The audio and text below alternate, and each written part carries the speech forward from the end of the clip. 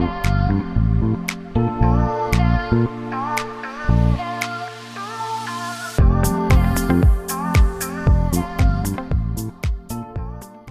there, beautiful people. Welcome back to And World Peace. I am your host, Maggie Gehlsen-Burnett. Welcome to season 2 of the show. I'm so excited to have you here. And thank you for your support of this show and for tuning in and for listening. Wow, season 1 was just so incredible. I can't believe that I got to interview some of the people I did. It was just such an amazing journey. And we hit 20 episodes and I felt like, okay, this is a great stopping point to kind of like regroup, refocus, get some other guests lined up, and take a little bit of a breather, honestly. I kind of cranked out those 20 episodes pretty quickly. And as a lot of you may know, or hopefully most of you may know, I am a one-man show. I do all of my audio production and editing on my own. So it was nice, I will admit, to have a little bit of a breather. So I'm super excited though for some of the guests that we have joining us on season 2, particularly today's guest. Before we get into her episode, a couple of housekeeping items. You know the drill here.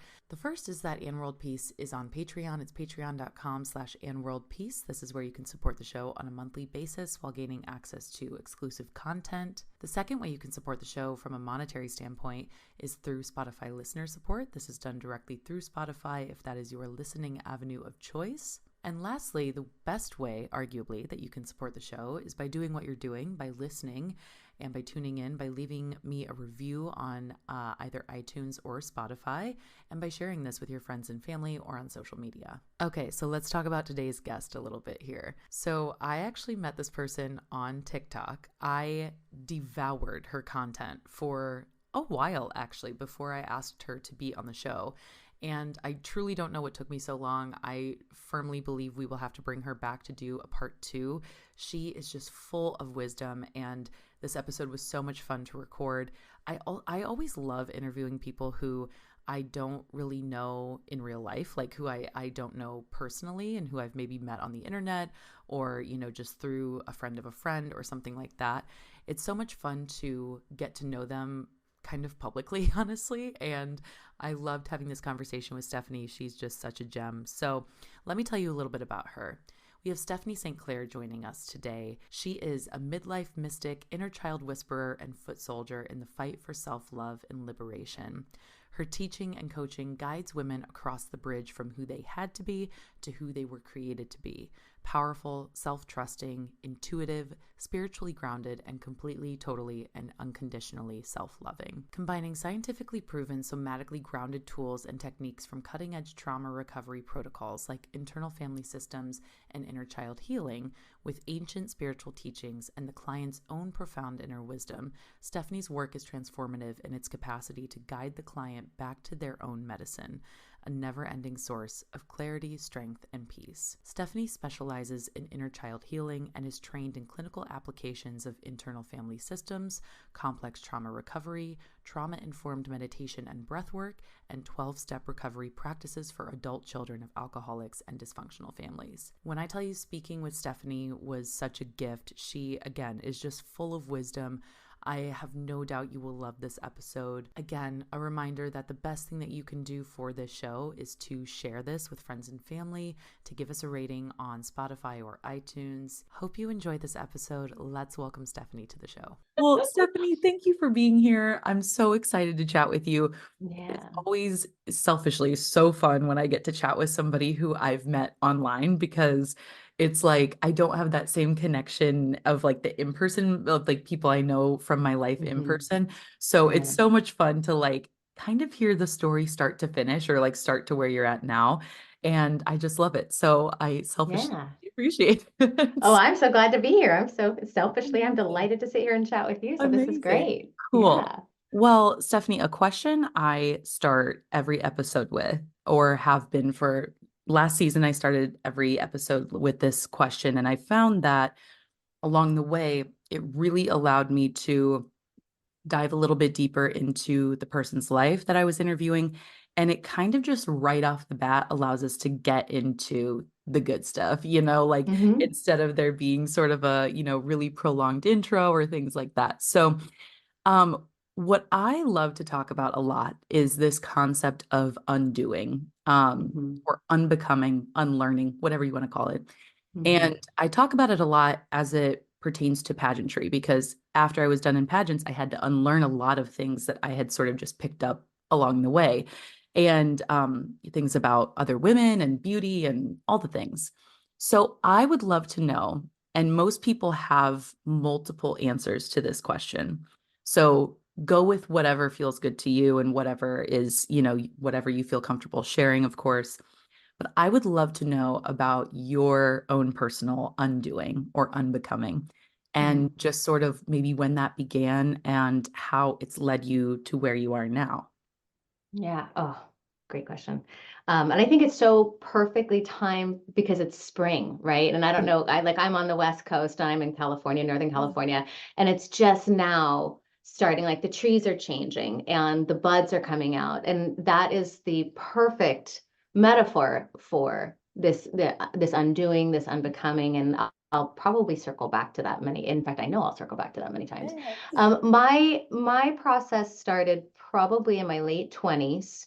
And it was really, it was, and I think this probably resonates with so many of us, is the undoing, the unbecoming process starts because we don't feel good.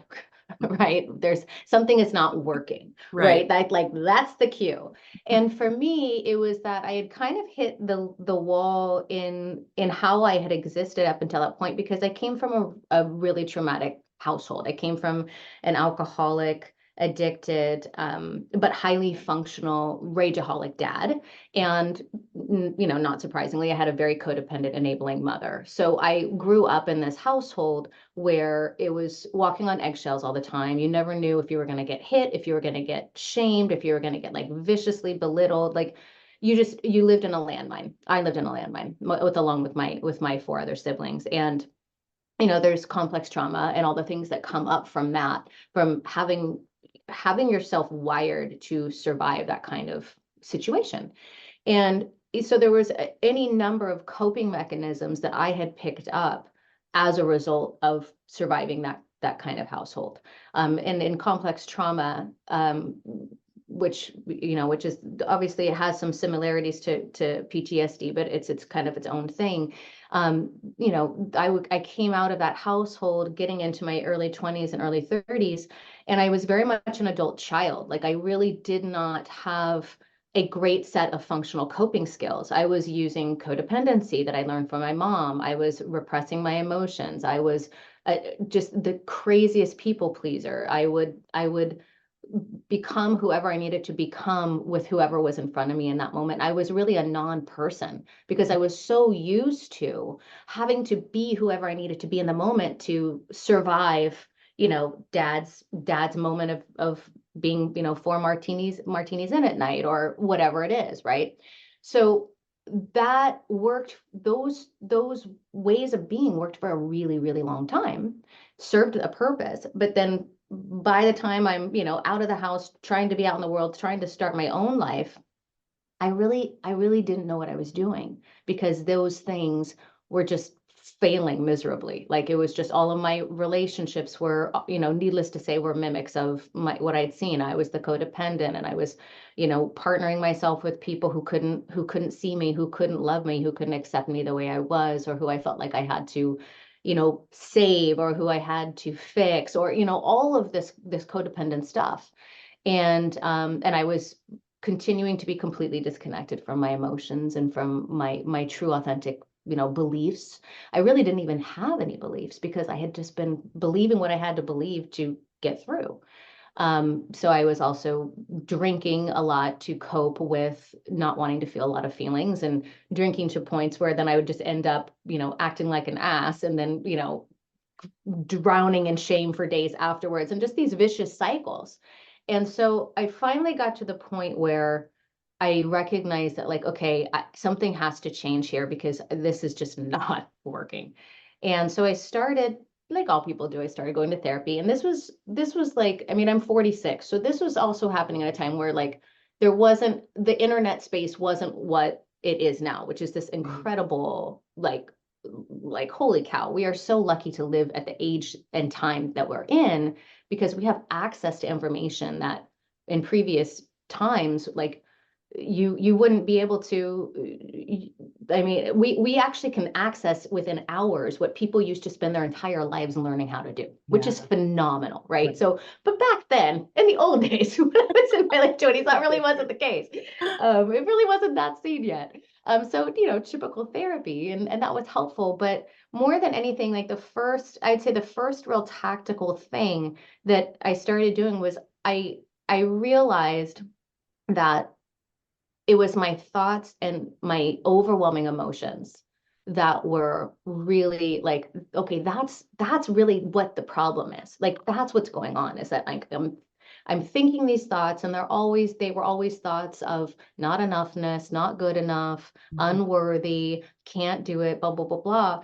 But there was also underneath that this something within me that was just like, that's not true. There's that there was something intuitively inside me that knew that that wasn't the truth. Yeah. And that's what was driving me to find some kind of solution.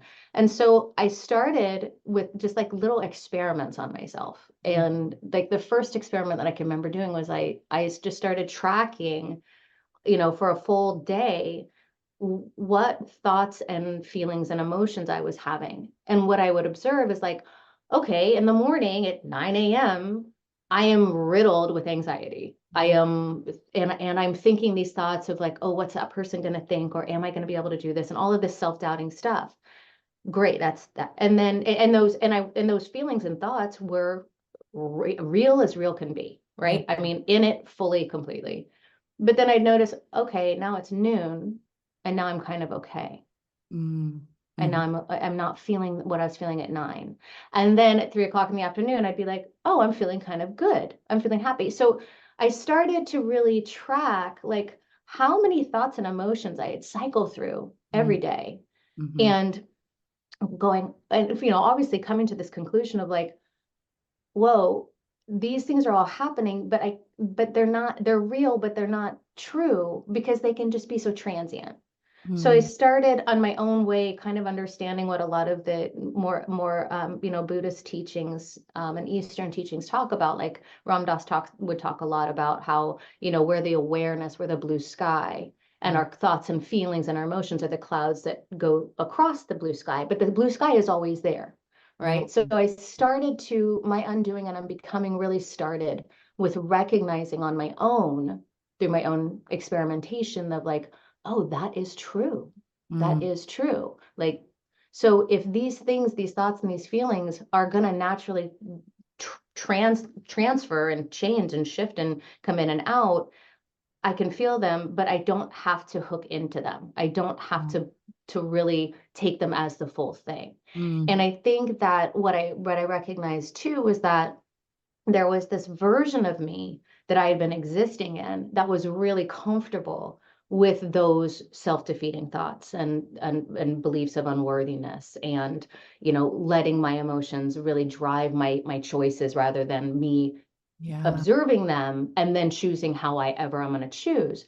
And so I think that that's the interesting thing about this whole idea about undoing, unbecoming, is that there is a personality, there is a shell that we kind of walk around in, that Mm. kind of has our face on and has our voice coming out of it, but it's this shell that's been kind of created by all these little pieces of thoughts and beliefs that have Mhm. created this personality, right? And that I am those things, but I'm not. There's something else within me. And that, and I know, I'm sure you recognize it, like what you were talking about earlier about how you come out of, there was this version of Maggie who was the pageant version. And Yeah. she had all of these beliefs and matching feelings and matching emotions and matching thoughts that allowed that persona of Maggie to exist. But Yeah. as soon as you start questioning the thoughts or questioning the emotions that make up that shell or make up that costume, or whatever metaphor you want to use,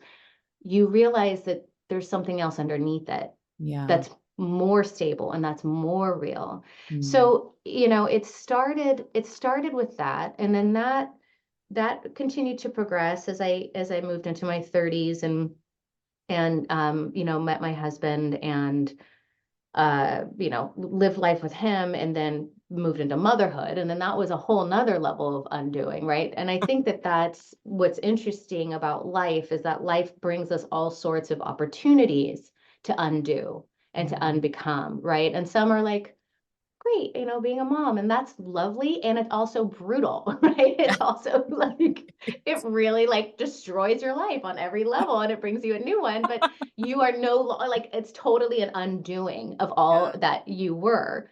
And then there's also those moments that are not so great. So I think that for me personally, one of the things that I came out of my childhood with was pedestaling people and Mm, putting people thinking everybody knew better than me. yeah. Everybody was smarter than me. Everybody else got the memo for like how to live life and be functional and healthy and successful and all and happy. Yeah. And I didn't get that because I came from a fucked up family, Yeah. right? Totally. So it was this idea that somehow anybody who maybe they had more letters behind their name, maybe they were older, maybe they made more money, maybe they had I don't know, who knows what the qualifiers would Yeah. be. But one of the other things that was really critical for my process of undoing and unbecoming was I had so many people that I put up on pedestals miserably fail me in their perfection, right? Like all of a sudden they're like, how Perfect. could you make such a terrible decision? You were supposed to be perfect and better than me, and you are making shitty choices right now that are really bad that even I know are not a good idea, right? And all of a sudden it was like, oh my God, nobody knows what they're doing. Yeah, totally. Nobody knows what the fuck they're doing in this life. We're all just trying to figure it out. And that was another major thing was having people topple down with zero grace at all Yeah. from their pedestals that I had put them up on because Right. I needed them to be up high so that I could feel low because that was my persona and that's who I was. That's who I had to be And you because felt that's who I good had been being wired there. for, right? Yeah. So, there was that was another huge thing. Was multiple times of having people very close to me who I had put up on pedestals show their ass, and God bless them, be human beings just like me, no better and no worse. How dare they?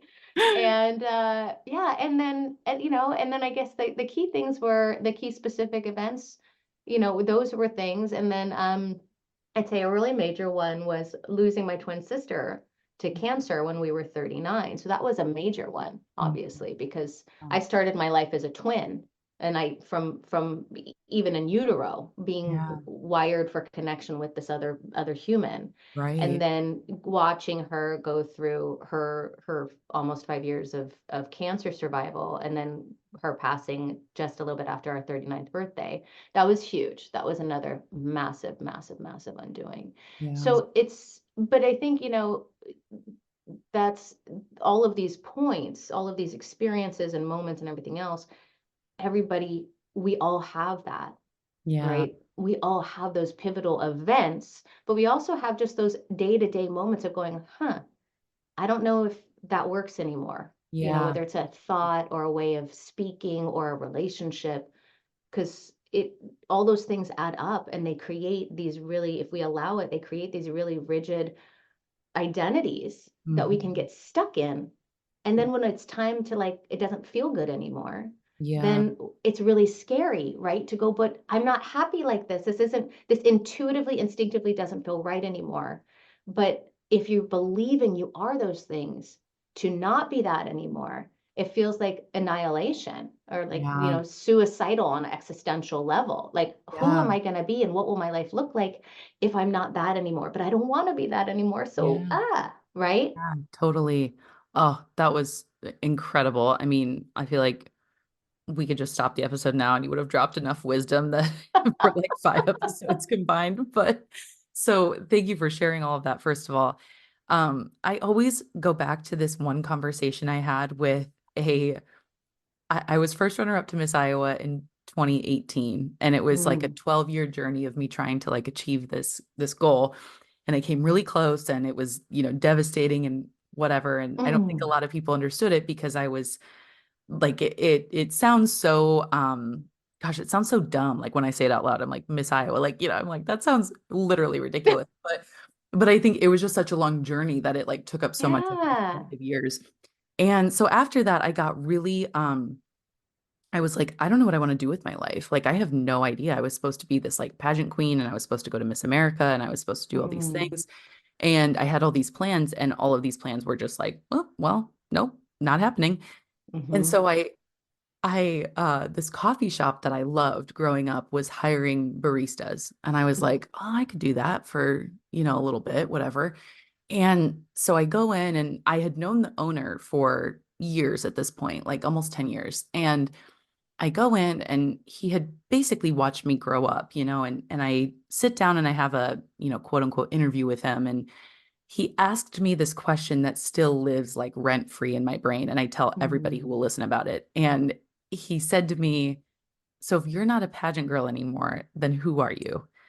And I was Oh. like, fuck. Like, I was like, shit, I don't even know how to answer that. And the Oh. question was like so important at the time because no one else was asking me that question. And Yeah. so, and surely not, myself. So I just always relate back to that. It was such a moment of like, oh fuck, like who am I then? And I think Yeah. to your point, it's like once you start taking off the layers, it's so much more. There's like that quote that's like it's, way more comfortable to live in misery than it is to, shed all your bullshit and step into something that you could actually love and enjoy.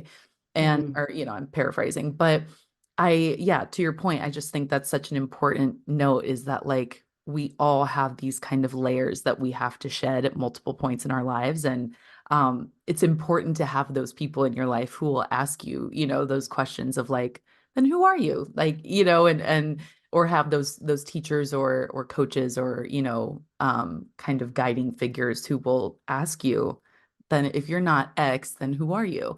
And so hmm I just love that. You touched on this kind of briefly, and I want to give it space for sure because I was going back through your TikTok and I had come across a few videos where you were talking about this. So much of your work and the content that you produce and so much of what you just talked about relates back to inner child healing. hmm And I would love to know what you think the biggest misconception that people have about that type of healing is, and maybe misconceptions even that you've come across in your own journey of healing. Mm. So thank you for asking that question because it's huge. And I think one of the biggest misconceptions is in that I pick up on also kind of reading the cultural room through social media is that inner child healing is this light, airy, let me go and let me go play and Right. color book and and go feed the ponies or whatever, right? Like it's all and the thing is that it Right. is that that's an aspect of it. But really, what we're talking about with inner child healing is really another way to look at shadow work, which Mm. is it's a reclamation. Inner Yeah. child healing is a reclamation. And when we think about this whole concept as, in this circle of conversation around like personas and identities and things like that, when we're talking about the inner child, when we were children, and we were here and we were not so molded and shaped by our environments, we weren't anyone. We were just life, Yeah. right? When we wanted to play, we wanted to kick the ball, we'd kick the ball. When we wanted to eat, we would eat. When we wanted to sleep, we would lay down. We would get sleepy and allow ourselves. There was such an allowance and a flow and a oneness with our own intuition, our own inner guidance. And all of that was really in peace and in accordance with the environment, Yeah. right? We're like we that's really it. And so I think first of all, with inner child healing, the idea that it's just the fun, cute play, let me go and find whatever's playing. Yes, but also it's about really recognizing that there are so many parts of us that we had to put away. And some of those parts were our anger, right? Mm. As children, a natural response would be to feel anger if we felt like we had been dealt some kind of injustice, if something wasn't right. But so many of us were taught that anger isn't okay. It Yeah. wasn't safe, it wasn't approved of, whatever. So we would shove our anger away. And so we wouldn't really feel the anger. But part of inner child healing is actually allowing anger and honoring anger. That's not cutesy. I'm not feeding the ponies with the anger, right? I probably don't want to do that. But Hmm. that is also inner child healing. It Yeah. is bringing back into awareness, and not only into awareness, but to absolute compassion and love and acceptance, all of the parts of ourselves that we had to shove away Mm. because it wasn't appropriate, or for quote unquote for our family of origin or our environment. So I'd say one of the misconceptions is that. um, and then I would also say that the other thing that I see a lot is recognizing that before before with inner child healing, a lot of it is like, okay, I want to reconnect with my inner child, and there's various tools and methods that we can use for that, that I use for that with my clients. But before we go and reconnect with that inner child and start working with that inner child and letting that inner child come to the surface of consciousness and start being part of the conversation and part of life, is that before you do that, you have to create a safe environment for that child within yourself. And Yeah. that's a huge thing. And so many people bypass that. And that is absolutely critical. Because when Hmm. you think about these parts of ourselves, and we call it inner child, but you really could call it inner children, because there's so many different, like, little parts within us that kind of have gotten trapped at various ages. Yeah. um, is that they have been neglected and abandoned and rejected by us for Yeah. decades. They're Yeah. not happy little people. They're not, they're angry, they're sad, there's lots of mistrust Mm. within them about, because you can kind of imagine, like, if it, and I don't want to go too far down the rabbit hole with this stuff, because it would take a long time. but case in point is that, or the point being is that we have to first create, or at least identify, what I call in my practice, an inner loving parent. Yeah. And you could also sub in higher self, or Buddha nature, or whatever it is. But it's that part of you that knows. It's that part of you that's connected to source. It's the part of you that is is capable of going out in the world and making really responsible, mature decisions, and so on and so forth. Yeah. That's very value based. That's very established in acting in ways and choosing in ways that are in alignment with your higher goals, right? So that part of us has to be really connected with, and really given a chance to be fleshed out and operate out in the world first, so that that inner child actually has someone who they feel safe being with, because they don't feel like there's anyone on deck, that there's no grown up on deck. Nobody's there to help them, nobody's there to support them, nobody's going to be there to catch them if they fall, nobody's going to make it safe for them to be themselves. Very much like what we felt like as children, as we had to start putting parts of ourselves away to stay safe in relationships. So I think that is another critical one that I don't see a lot of people really understanding or prioritizing, which is, you have to connect with that higher self first before you start doing a lot of inner child connection. Otherwise, that inner child will come out and can wreak absolute havoc in your life. Okay, I love all that. I was just talking to a friend, oh gosh, maybe a few weeks ago, and I told her how I had been, I've been in therapy for like the better part of a decade. Hmm. And I was telling her, I feel like I just got to the part of therapy where you like feel things and Oh, you yeah. start the process of like actually feeling into your emotions and understanding them and knowing how to experience them in your body. And she said, she was like, well, yeah, like, you probably just had to create that container within you to really allow yourself to be able to feel safe enough to feel all of the things. Hmm. And it never even occurred to me when I started therapy that that would be a part of it, right? Like I would just wanted things to Yeah. get better immediately. So I think I never even considered that I would have to create that space first before I would get into any of the additional parts work or, things like that. Hmm. So I love that you mentioned that.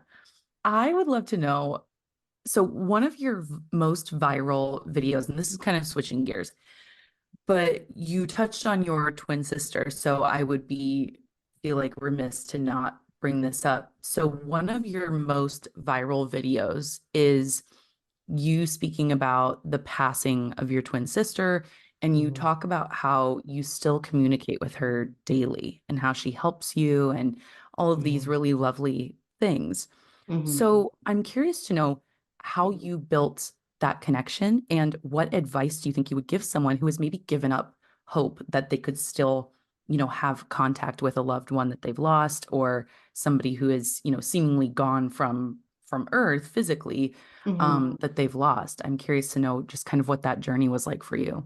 I think that first off, I mean, as my twin, I mean, I was always wired for her, right? Yeah. Like we were, literally came into existence at the same time together. So I think that, we had obviously we already had this really strong bond to start off with, but I think when I think that and this is actually probably partly part of a real easy tie-in with like the inner child healing work and the whole conversation of undoing and unbecoming was through my life, my spirituality it was never something that I sought out per se. It was something that was just kind of a life raft that was thrown out to me in various ways until I eventually, grabbed a hold of it and went with it. And and my spirituality is my own. I think like so many people who are seeking peace in their heart and healing and an understanding for what this life is all about. And I think people who are doing any kind of healing work, we it is a spiritual awakening work. It is really what it is. And I think that for me with my sister, the one of the things that comes to mind is that my understanding of who she is no longer about the personality that she was when she was alive. That there is the Mm. core essence of, and it's so funny that we're talking about this right now because a hummingbird is literally just coming into my window, and that's her spirit animal. Oh, So um, it was just there. But case in point, that's the kind of stuff that happens. Is like literally there's she there are things that she presents, that she shows up and uses in the three-dimensional world as messages. And it's happened to me enough times that I could no longer just think it was coincidence. Part of it was that um, before she died, when she was kind of in the last few weeks of her life, when she could still communicate, we talked a lot about death, and I think that is one thing when we talk about like what I would offer of for advice for people who have lost or in the process of losing someone, or maybe not even at all, because the reality is that we're all going to lose everybody, right? So there's never a bad time to talk about this stuff because it's inevitable. But one of the things we talked about was, what we think about happens next. What comes after this life? What's this life all about? And we had those really big conversations. And we also had this thing that we said, well, because she would I would stay with her. She lived at that time, she was about an hour, a little over an hour away from me. So I would go and stay with her for like 4 days at a time and come home and be with my kids and my family and then go back. And we kind of had this thing where, not even kind of, we had this kind of ritual that we had, which was that anytime I was leaving, I'd say to her, okay, Amber, I'm gonna go and I'll be back in, Friday or whatever. If you have to go before I get back, you have to let me know. And she'd say, okay. And that was our agreement. And that was what we did every single time I would leave. If you have to leave before I get back, you have to let me know. And so when she died, I wasn't there. I wasn't around. But that night, she came. Like I was lying in bed, and all of a sudden, I was like picked up, pulled up to a seated position in my bed, just ripped up. And I woke up like, just terrified because somebody lifted me up out of my bed. And I was expecting to see like a 200-pound man in my room. And there was nobody there. And I immediately checked my phone. I was just like, my brain was trying to find an answer for why this had happened. I hadn't been dreaming. I hadn't been drinking. There was no explanation. And then I got the call that she had passed. And I immediately knew. I was like, that was her. She came to tell me she was leaving because that's what we said we'd do. And after that, I just kept getting the weird, like just things just kept happening and kept happening. But I think it was also that I was open to it. I was open to, and I would consciously talk to her. I'd speak to her like I'm talking to you right now. And I would continue to have this relationship. And I wouldn't stop it because, oh, guys, her body's not here anymore. I know enough and I've learned enough in my journey to know that this three-dimensional experience that we're having is not it. And I don't think that that's, there's nothing woo-woo about that. I mean, we know that other animals, right? Other animals can hear things and sense things and know things because they are wired for different frequency levels. And we know this. This isn't just anything silly or spiritual or woo-woo. This is a quote reality thing. And so it makes complete sense that there are other levels of existence, other levels of communication that are above or below the frequency that we're operating at. So I started opening myself up to the fact that she was still around and she was still there and she was still communicating with me.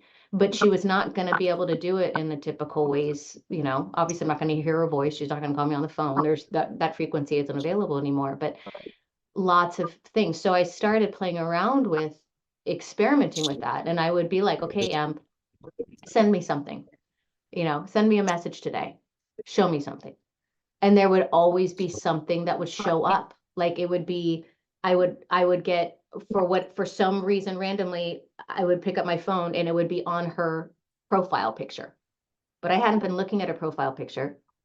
And it would be stuff like that. And then one of the weirdest, craziest ones was we were in Sedona for like our last good birthday before we were turning 38. And we had this amazing vacation together, weekend together in Sedona. And we had gone on this hike and there was just so many memories in that weekend that were just priceless. And then I went back to Sedona on one of the anniversaries of her death, which is actually coming up in April. And I was sitting out in one of the vortexes in Sedona, which is amazing, which if you haven't ever gone, you got to go. It's incredible. And I'm sitting out there and I'm talking to her, just talking to her about life and what I'm going through and so on and so forth. And I, get up to go and I said, okay, Amp, just tell me what I need to know. And just said it just like that. Just tell me what I need to know. So then I start walking back to my car and I turn a corner and there's this man standing in the path. And he's like, I don't know, late 70s, super tan skin, this purple collared shirt. And he looks at me and he walks straight up to me and he goes, I have something for you. And he opens his hand and he gives me this red rock, which that's what the whole thing is in Sedona. It's these red, towering, incredible rocks, right? A mountain, whatever. And he hands it to me and it's shaped like a heart. And he looks at me and he goes, this is what you need to know. And said the exact words, literally like 2 minutes before I had said, Amber, tell me what I need to know. First thing out of his mouth, this is what you need to know. And he said, what you need to know is that what every teacher who has ever walked this earth has said is true, that we have to get out of our heads and into our hearts, that love is the answer. And I was like, holy shit. And I just started laughing and crying at the same time because I was like, of course, like you're sending Gandalf to tell me what, like what I need to know. And it's been nuts. But I think that, long story short, coming full circle is that just like if we can let go of our identities and who we think we have to be and who we think we are, if we can undo our own attachment to who we think this personality is, and we can let go to that and trust that there's something underneath, that there's an essence, a power, a soul, if you want to call it, whatever that is, that's underneath there, and that is something that is so much bigger than hey, I'm Maggie, and hey, I'm Stephanie, and I do this, and this is my job, and these are my habits and my traits, blah, blah, blah. And we instinctively know that that's true. It's not a far jump to recognize that other people are that same energy too. Other people are that same essence too. And there's a way of connecting and communicating that is so much faster, bigger, more powerful than just what our three-dimensional experience will allow. Right. So I think just the more that you can undo your own attachment to your own personality, the more open you'll be to being able to connect with and receive, communication with not only just other people who may or may not be in the body anymore, but when we talk a lot about like getting downloads or instinctive hits, you create a much bigger channel to be able to download whatever spontaneous information you might need if you are not covered up in these heavy layers of personality that you think that you are. So I think it all comes back to what you're talking about with the undoing and the unbecoming. That is how you can help be in connection with the people who you love who maybe aren't here anymore. That was a really long answer. I'm sorry. Gosh, I just love that so much. That's such a like beautiful and amazing answer. And thank you for sharing that. I I would be curious to know, like, just as somebody who's in and really immersed in the online space of like coaching and, Mm. having clients and things like that, and also in the healing space too. And what I hate using the term self-help, but sort of, Yeah. yeah, that term and, for lack of better term. I would be curious to know how you think this work, this inner child healing work, this, kind of parts work, shadow work, whatever you want to call it, Mm. helps us to get what we want and how it kind of intersects with like the manifestation coaching that people get, or the, how people are always like, I'm trying to get what I want. So I'm writing out, that I want a new Audi 8 times on a piece of paper in 8 different rows or like whatever. I would love Right. to know how you think, this inner child work kind of sets the foundation for the rest of it. Hmm. Wow, that's a really creative question. I really appreciate that question. Um, and my my perspective on that is that one of the greatest gifts of inner child healing work is it allows you to be in a lot more peace and happiness and joy without needing to get what you think you want. Mm-hmm. And I think that to me has been one of the greatest gifts, Yeah. is that inner child healing. It brings you back to your true nature, Yeah. which it to me, again, just in my humble opinion, is that we are all fractals of God. We are all that, whether you want to call it God or higher power or consciousness or awareness or whatever, it doesn't matter. Whatever you call it, that is that life force. Yeah. We are that. We Mm. are that. And it brings us back to that. And I think that so many of the things that we think that we want, whether it's that Audi R8 or that house or the relationship or that job or whatever, when we really get down to it, and if we're really honest, we want those things because 9 times out of 10, they will give us the permission to feel about ourselves the way we want to feel. Mm. And we think, let me get that thing. And then I can feel successful. And then I can feel, like I've made it. And then I can feel. So what am I really saying? I want to feel loved. I Yeah. want to feel worthy of being seen. I want to feel worthy of being appreciated. And Mm. those are all totally normal, healthy human needs. Of Yeah. course we want that. But if we pay attention long enough, we will look back at our lives and go, oh, I remember when I really wanted that thing. And I thought that God, that was the only thing I wanted. And I finally got it. And Yeah. I was thrilled for all of a day. Yeah. And then, right, maybe longer, maybe a little bit longer. But the point is that every single thing that we think we want, we're not doing it or wanting it for the thing itself. We're Yeah. wanting it for the way that it allows us to see ourselves or Mm. to feel about ourselves. Yeah. And then once I get that thing, it's only a matter of time until that thing isn't doing it for me anymore. And then I need the next thing. On to the next. Yeah. And then I'm on to the next. And it's not that wanting the Audi is a bad thing, or I mean, like, have at it. Yeah. Go for it. Enjoy it, because it's an experience that you get to have in this three-dimensional, this incarnation, right? Yeah. If you desire it, great. But don't need it, Mm, because it's the need. I mean, this gets back to, Buddhism. It's like attachment. Like, yeah. you go get it. But I think that the way that what inner child healing has done for me and for my clients is that it teaches you how to generate and feel those feelings right now, Mhm.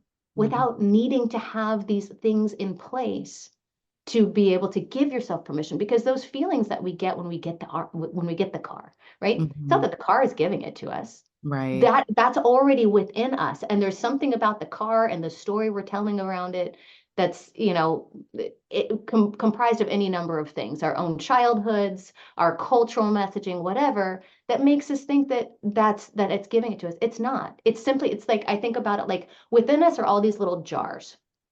I've got a jar of joy. I've got a jar of excitement. I've got a jar of, worthiness. I've got a jar of all the things. And Mhm. then things come into our awareness that, for any number of reasons, and we don't need to know why, it just is. For any number of reasons, that thing makes me feel like, oh, I get to take the top off my jar of joy now. And now I get to feel joy. Mm, Oh, but now it's gone. So now I got to put the top back on my joy. But it's yeah. always been inside us the whole time. So I think that manifesting is real. We absolutely can call forth things in our life, whether it's a thing or a relationship or an experience. That is absolutely true. So I think that happens. But I my personal experience is that it's a lot easier to manifest things in the three-dimensional realm when we are doing it from a place of joy and of fun, and we are already embodying that energy that most people think getting that thing is going to get. And Mm, then it's just about the playing. It's like, ooh, that would be fun. And if yeah. it comes, you're like, ooh, delightful. That was fun creating that, or that was an interesting experience. But if it doesn't come, it's not a hindrance to the feelings that we want to feel, or the way we want to see ourselves. So I think so much of it is that people go around with the manifesting and the, trying to be abundant, all that, and they do it backwards. They think that they have to do the thing to have the thing so that they can be the thing. And Right. it doesn't work that way. You have to be it first. You be it, and from that state of being, you naturally do the thing, whatever the thing is, and it results in the having of it. It's Yeah. but I think that that's what's wrong. And I think that with inner child healing, because it really brings you back to yourself, your authentic nature, Mm, all of yourself, the good quote, the bad quote, the ugly quote, the in between, all of that stuff. yeah. And it all becomes welcome, and it all becomes holy, and it all becomes lovable. Even the, like, the most nasty, shameful things that, like, if you thought about telling somebody, I do this or I think this, like, you would want to, like, throw up in your mouth a little bit. Like, even those things, like, when you get to the point where you can love even that about Yeah. yourself, then holy moly, like, you are going to be able to manifest all kinds of shit, because you are so it already, Yeah. Mm-hmm. right? Right. So that's what I think is great about it, is it allows you to, number one, open the channel so that you can really be in a conduit for flow and for connecting and attracting what you want. But it's because you already become that state of being that you think that thing is going to allow you to do. And I Yeah. think that that's really it. Mm. Oh, that's so good. I love that. It, some of my favorite people who talk about manifestation are the ones who talk about it not being about the thing. It's about how the thing makes you feel, or about how intuitively want to feel after you would, obtain it. So I Mhm. love the concept of, like, build the foundation first, and then the other things will naturally just kind of come through after that foundation is really laid. So I Yeah. love that so much. I want to ask you about this. I would literally just kick myself if I didn't ask this question. So as a coach, you mentioned this in a video of yours, and I laughed at it because I was like, oh my God, I relate so deeply to this. But you Hmm. talk about control being Hmm. your drug of choice. That was something you Mm-hmm. said on a TikTok video, which I love. Yeah. It is also my drug of choice. And Yeah. so I love that. So I would love to learn more, or just, hear more from you about how you've learned to cope with that, with, control being something that you really want or have wanted deeply in your life, and maybe even how that, comes through in your clients, or, how you see that happening in your coaching practice. Yeah. First of all, control is the drug of choice for every single one of us. Every single one of us Excellent loves point. it. It's the best drug ever. Um, but we all go about it in different ways, right? I mean, I think that, we hear the word control and there can be a real kind of a knee-jerk thought of like there's an aggressive energy to control, like tight Yeah. fisted it up. But control is also people pleasing is controlling. Being Yeah, codependent is totally. controlling. And that tends to have more of like a soft, passive energy Mhm. to it, but it's just as controlling Yeah. as like somebody who's being using brute force and being really aggressive. Um, my drug of choice has always been control, and again, I think it's part of the when we really pull the lens back, we all have it because if we really are kind of raw and honest at an existential level, we are like, what the fuck are we doing here? Like, Right. this Yeah. life is insane. Like, how are we here? We're on this planet that's swirling through a universe that if it Mhm. was an inch closer or further away from the sun, life wouldn't be like everything. It's like the absolute sheer miracle of existence and how everything works perfectly and how the sun always rises and sets. Like, it's mind blowing. Like, it's Yeah. mind blowing and it's terrifying and awful as an AWE full of that of Mm. awe, right? So I think that Yeah. there's that. But then you throw on into the mix when you, for someone like myself, when you come from a highly dysfunctional childhood, Right. and here's the thing, 99% of us come from dysfunctional childhoods. It's Yeah. not just, Mhm. it's really not a special thing. It's not abnormal. It is more of the Right. norm than not, right?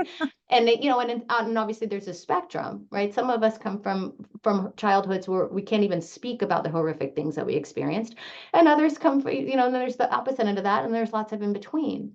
But my perspective is that every single human, just to be a human being on this planet, it is inherently dysfunctional because Yeah. we are in this illusion that we are separate from source, that we Mm. are this we're this individual little lowly, like all alone in the universe, and hopeless and helpless and all these things, that we're not part of all of this, that we're Mm. not part of nature. So I think inherently that's one of the things that undoing and unbecoming and really getting back to your true nature, in my opinion, through inner child healing work has been my jam. But there's so many ways up the mountain, whatever works for somebody. But um with control, um, my method that allowed me to survive my childhood was to codependency and people pleasing. Yeah. That was control, and that was me always being who I thought the other person wanted me to be. Because if I could please them,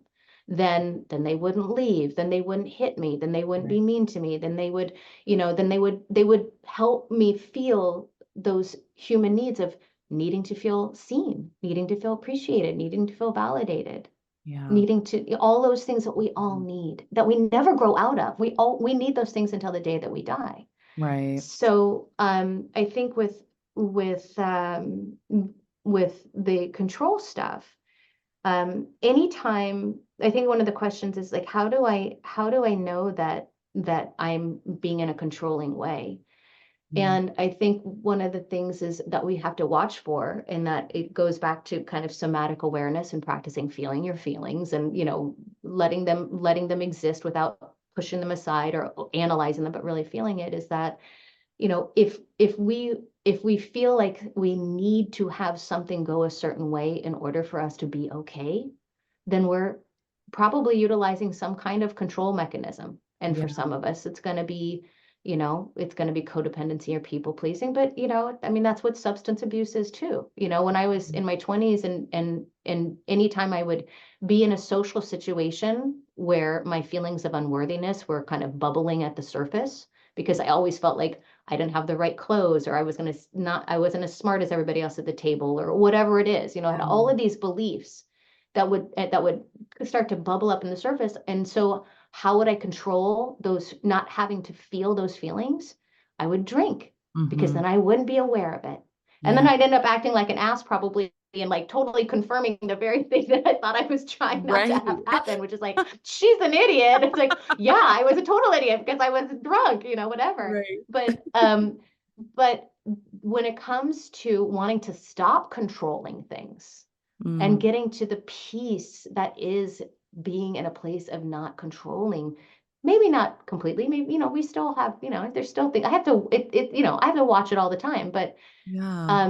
when we try to control things because whatever it is that we're doing is allowing us to not have to feel things that we don't want to feel, that Yeah. we are nervous about feeling, that we're scared that we can't handle.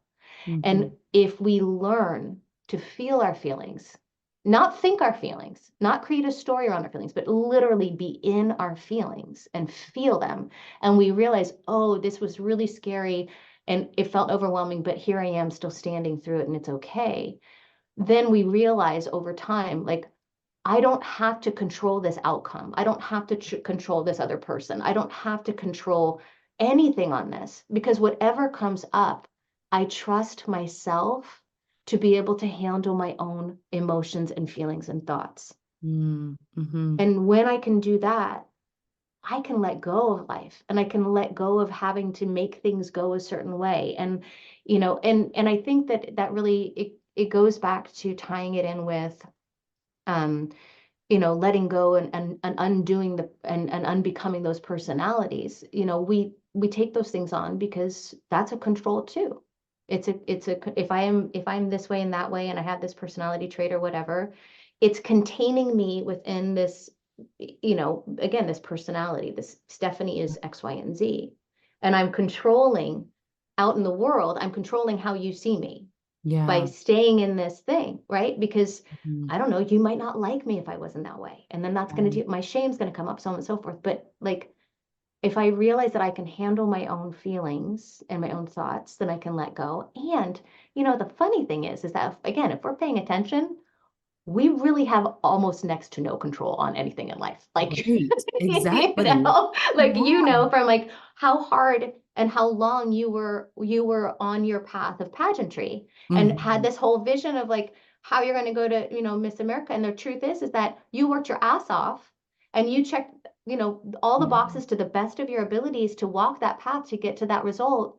But for some reason, Yeah. that was out of your control, that's not the outcome that you got. And it wasn't because you blew it or because you failed or because you didn't work hard enough. And Right. I think that's the other thing too, is that when we start to heal, we realize that, again, we are part of nature. We are part of something bigger. And I always think about it kind of visually, like if you were to take the face off of Big Ben, the clock in London, Mm-hmm. right? You would see like hundreds and hundreds of these, cogs that are all Yeah. moving, right? Mm-hmm. And what we don't realize is that we are we are operating in our world and have our dreams and desires and our goals and all the things that we're doing and all of our aspirations. And we can set into motion all the things that logically we think we need to do to be able to reach that goal and do that. But if it's not going to fit in the larger picture of everything that's going on, Mm-hmm. I I can't Yeah. control that, because some things are just not going to align in the way I want. And it's not because I've done something wrong, but Yeah. it's because in the grand scheme of things, it's not in alignment. And I think that that's also the gem of inner child healing, is that it allows us to let go of that and recognize that, like, it's okay if that I didn't get what I want in this moment, because you know what? It's going to come, something's going to come around again, Yeah. something even better Um, that I can't see from my perspective right now, because my vision is limited by all the human stuff. But yeah. if I can trust and I can just be in the present moment and feel my feelings and just be as authentically grounded in myself as possible in this moment, I don't actually have to worry about being 10 steps ahead. I Yeah. just need to focus on making the next right step, because when I take that next right step, that's going to set into motion something bigger. And Mm. that's going to lead me to know the next step and the next step. And I think that that is such a fucking relief, Yeah, because totally.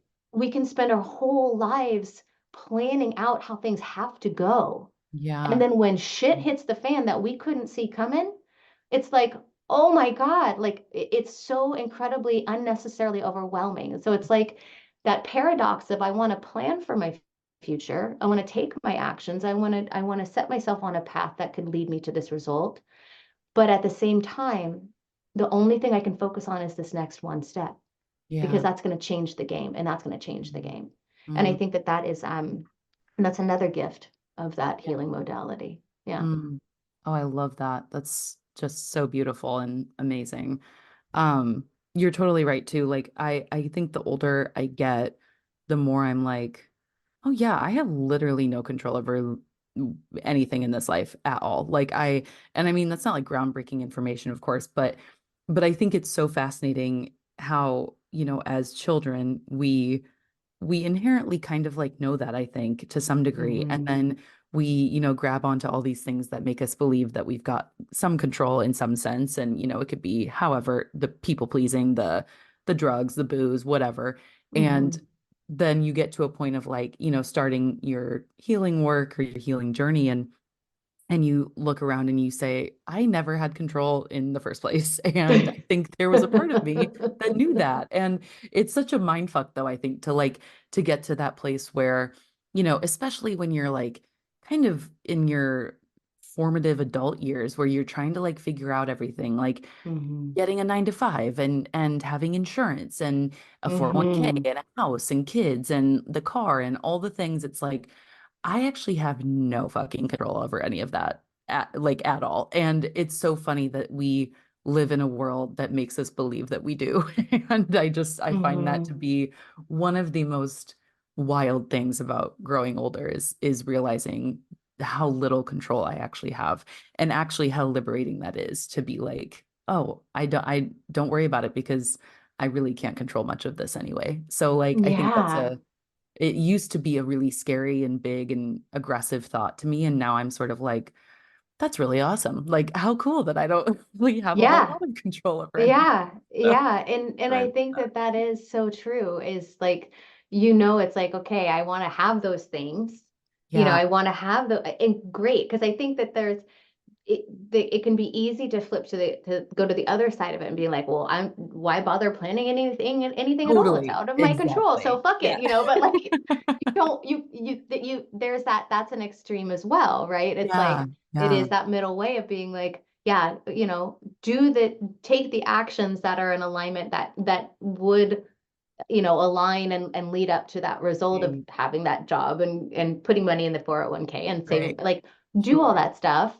But that's the weird thing about being a human, is the paradoxes of like, on the one hand, you do plan because you do have agency Right. and Exactly. to get that outcome, and also recognizing that you do it without attachment, because who knows. But again, as to what Yeah. you're saying, I think that that's something that I really truly have grown to really delight in the last few years, having had so many things, like, not so many things surprise me in life, that like there's and a lot of those surprises weren't great. They weren't Yeah. pleasant at all, Sure. right? Like disappointing and heartbreaking, all the things. But there's also the flip of that, which is like, you and I sitting here on this call right now, and you have your goals and aspirations, I have mine, and we have all, you and I both have plans for our life.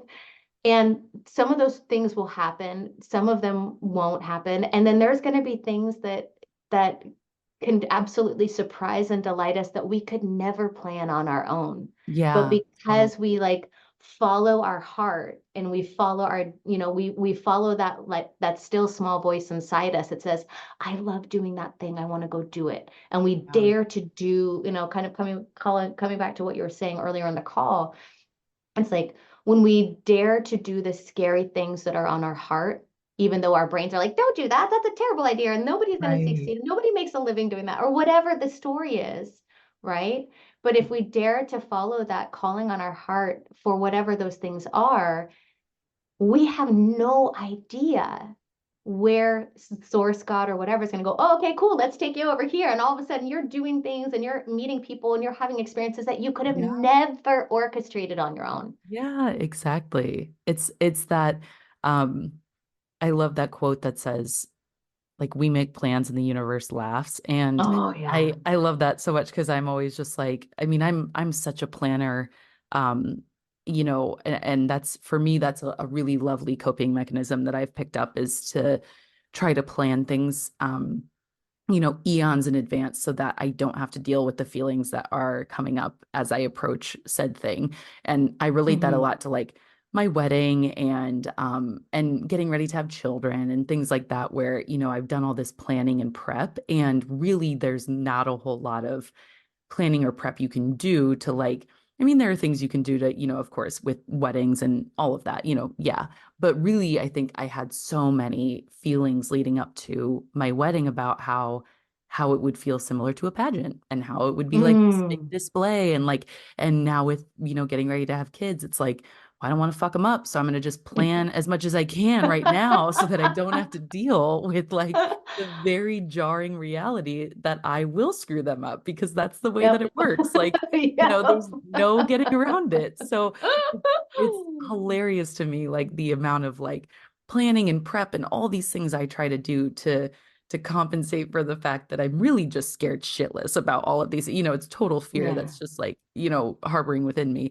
But I always come back to that quote, like we make plans, the universe laughs, because it does kind of give a little bit of a lightness to like the entire Hmm. journey of like, planning, prepping and healing and doing all the things. And it's like, well, you can make all the plans in the world and still it may not go the way that you want.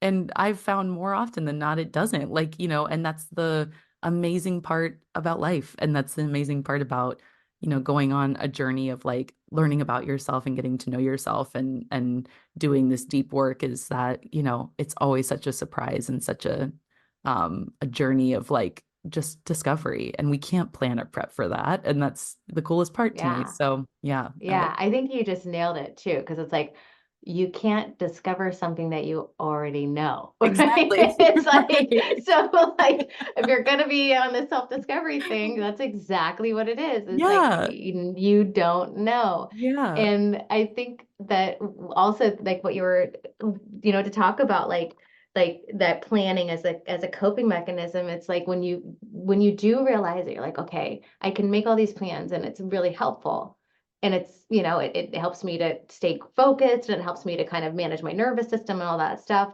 and also recognizing that like who knows Yeah, it's going to be out of my totally. control anyway.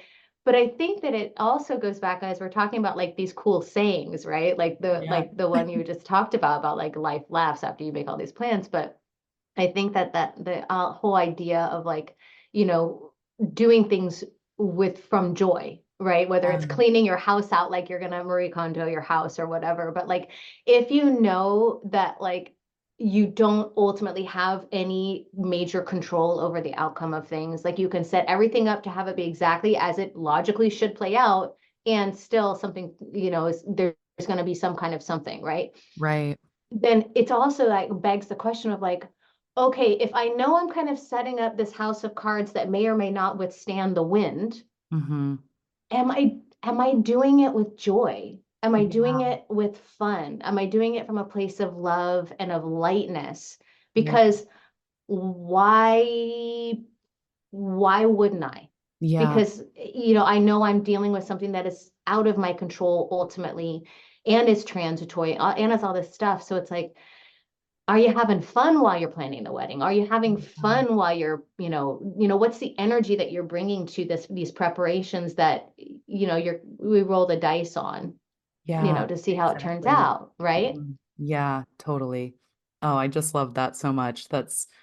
Oh, just such a cool, I think it's a cool conversation about, just like how life is meant to be full of surprises and it's meant to be, fun in that way and also brutal. And like, I think, I'm somebody who I've always said my entire life, like I hate surprises. I don't like surprises. And I'm finding now that I actually do really like them. That was just always something I said because I didn't like the concept of not having control in that moment of Yeah. like not having, that that sort of lens into what it would be like. And the unknown is always scary. So I think, that for me was always something I really held on to.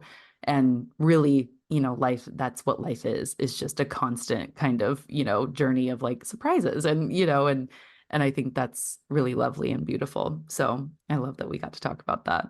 The thing that popped in my head as you were saying that was like, yeah, I could imagine from the pageant world, like, Mm, holy cow, talk about like you have like a master's degree in like managing how you, maybe a PhD, let's call it that.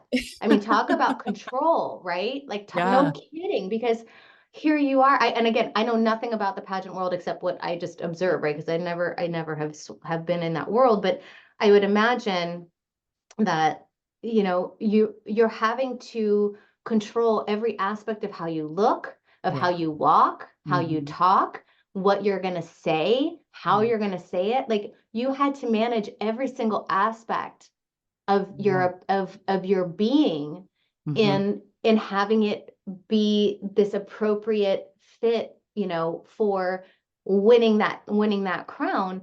And I would imagine, and you'd have to tell me, like you had a really good education in what a judge would like, but Yeah. who knew? Like you could have had a judge who you reminded them of their ex-wife and they were like, ugh, like, Exactly. and even though you did everything right, you controlled everything to a T, there could be that one thing for that one judge that they're like, I don't like her. Or, Yeah. that was like, you could have done nothing about the fact that you might have looked like his ex-wife, right? Exactly. Yeah, totally. Yeah, pageantry is like such a wild, I look back and I'm like, that was such a wild experience. Cause yeah, to your point, it's like you're doing basically the opposite of all of the things I've been doing the last, 6, 7 years, which is like yes, you're learning about yourself. And yes, there is a piece of self-discovery that, I went through when I was going through pageantry, particularly with like community service and, things like that. Like Mm. I have to give that some space and credit, and, I emphasize the and because like my therapist and I talk all the time about like holding both, it's Yes. this and it's that. And Yes. I think it's so important to note that like pageantry gave me such a fucked up sense of like what I could and could not control and Mm. and also made me sort of take these little parts of myself that I didn't quite like or didn't thought would be, people wouldn't approve of them or they were, not quite enough for others and and put them in sort of like a neat little box and wrap it in a Hmm. bow and not really touch it for a minute. And a minute, LOL, that turned into like, 5 years of not touching it. So like that way, very, yeah, very long time. And I think that is like that's so screwed up that like that was something that was learned and it was I really held on to that for so long, so it's like now it's this undoing of like undoing of all of that, but more so like a surrender, just like a total Hmm. surrender to life and to myself and what I'm learning and like and again, to your point, not to say that like, we shouldn't do the things to like set ourselves up for success or, take the aligned action or whatever towards our goals or our aspirations. But I think I have such a different view on like, my goals belong to me. They don't belong to like five random strangers on a judging panel Mm. who get to decide. Hmm. So for me, Hmm. that's been a really liberating part of this concept of this really overarching like concept of control is like I don't actually have to be what everybody wants me to be. I can just be me and that's enough. And that's Oh, a yes. really lovely like sentiment that I've taken from all of that. So yeah. Yes. Mhm. Oh, I love that so much because there's only one of you. Yeah, There right. will only ever be, even if like you believe in, even if reincarnation is your gem or it's not your gem, like The reality is that never, ever, ever again in all of time will you, with your Yeah. history, with your experiences, you are a once in an infinity experience. How Mm. could you ever not be enough? There's no one to compare you to. Yeah. Like, you're Yeah. it, Mm-hmm. you Yeah. know? Mm. I love that. I love it so much. And thank you for saying that. Wow, what a lovely little ego boost. Truth, though, girl, truth. I love it so much. You're Oh, it. Once in an infinity is you. well, It's right back at great. you. You are just incredible. Oh, Stephanie, thank you so much for joining me on this Oh, journey today. It was so fun and so so inspiring. fun. And I love chatting with you. I think we are gonna absolutely have to do a part two at some point in time and just gather Yeah. more. I feel like I could talk to you for literally days.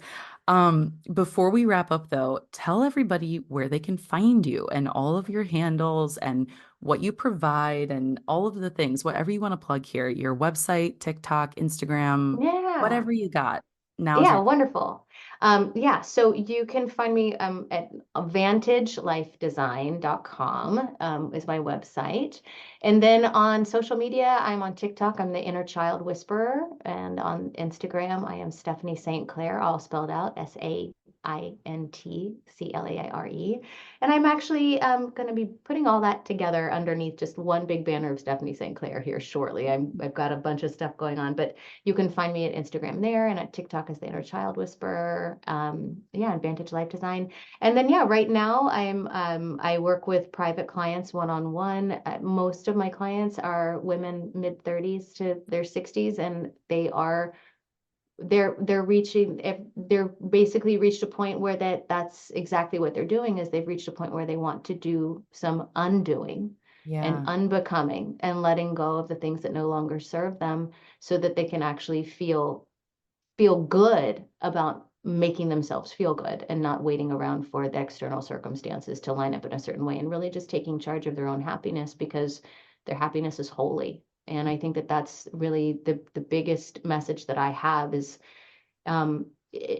your happiness, my happiness, our authentic happiness that is self-generated, is essential not only for our own to really maximize our very short life here on this planet as this incarnation, but also too, talking about like and world peace, our own happiness is essential to world peace, because Yeah. when I'm happy, when you're happy, when we are all authentically happy and we are all generating our own happiness and not relying on other people, places, and things to create that for us, we are capable of being love embodied. We are capable of serving our fellow human. We are capable of giving. We are capable of patience. We are capable of all of these really holy attributes that all of the great teachers have always embodied. And that's why we still, turn to them in their teachings today, across the globe, these teachers.